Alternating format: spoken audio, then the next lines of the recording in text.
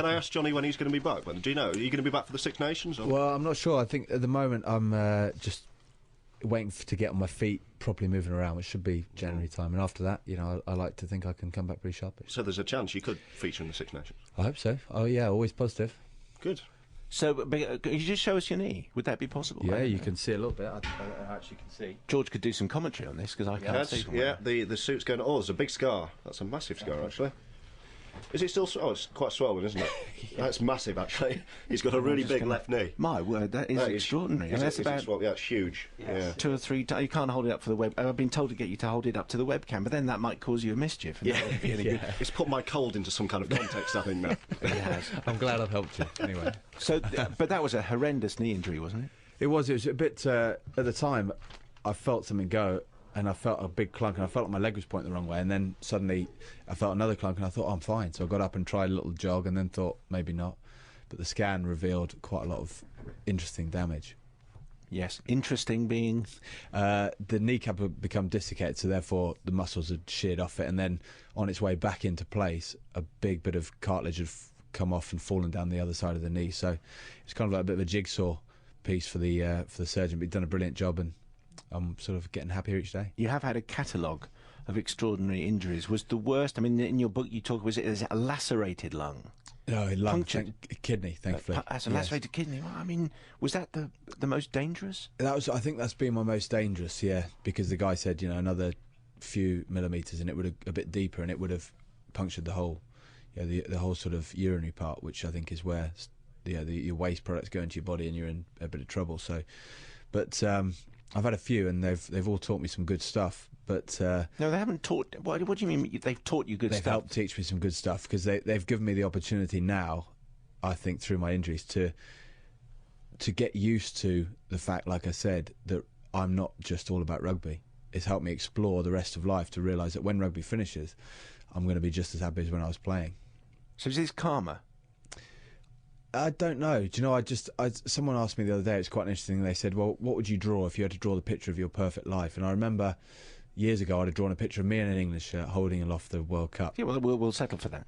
Yeah, that's not bad. And then I thought to myself, well, hold on, if you rub out the World Cup, you're still standing there with an England shirt on with your arms up, enjoying yourself with a big smile.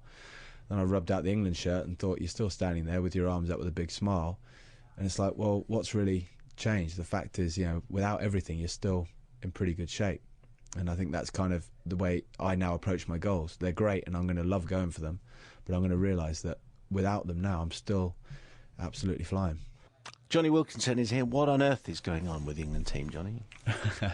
I think, I'm obviously in a privileged position of having some experience inside the camp, so perhaps I can see things a little different way. But, I'm firmly in my belief is the fact that processes will... or the process is learning and one of building, and it's difficult when there is a need for results and there's slight impatience there. But knowing from where I come from, I trust the system, I trust Martin Johnson in there, and I trust the coaches and the players, and I know what they've got.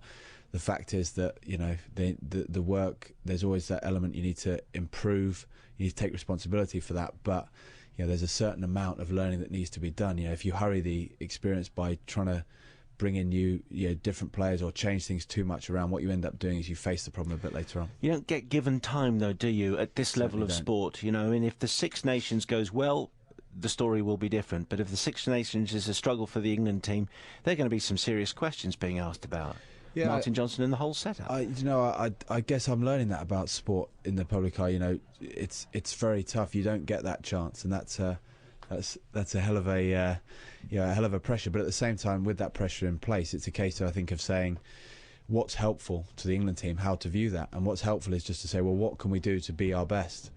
Because the only thing that's going to help win that Six Nations is them at their best. So they've got to think about what's going to help us do that. And worrying about pressure and this, that, and what may happen certainly isn't going to add to that. I guess what's at the heart of some people's concerns. Hello to Alan Carr, by the way. How are you doing, Alan? Hello. No, not too bad, thanks. This is Jonny Wilkinson. Oh, hello, Jonny. So I lost my train of thought. Now, is whether... I mean, there's no doubt Martin Johnson is a hero for winning the World Cup as you are, but sometimes great players don't make great managers, and we want Martin Johnson to be as successful. Has he got it in him? Yeah, I believe he will be. You know, I don't say that as a kind of, oh, I'm going to help out someone I know. I just genuinely believe he will be. You know, I don't think things don't make people. People are people, and things are just that they're capable of. Martin Johnson is capable of being that player, so he was that player. I believe he's capable of being that coach. He will be that coach. But, you know, to think that someone is going to achieve that straight away without going through, you know, a period of learning and adjustment is ridiculous. So, you know, the thing is about Jonny is he's such a clever, astute guy, is that he will pick up on that learning very, very quickly. What have you made of Danny Cipriani's performance? A bit below what we were expecting. Possibly, but then, you know, in terms of from what I expected from knowing him, again, I see it down the same route as Martin Johnson. I know what he's capable of. This stuff is coming. I sent him a text message just saying, mate, this is going to be enormous for you in a very positive way. This is going to be crucial for you, so embrace it, you know. These will be the strongest blocks that build him up higher and higher. So don't ignore them yet. It's going to feel bad at the moment at times, but you'll look back and you'll think, thank God for that.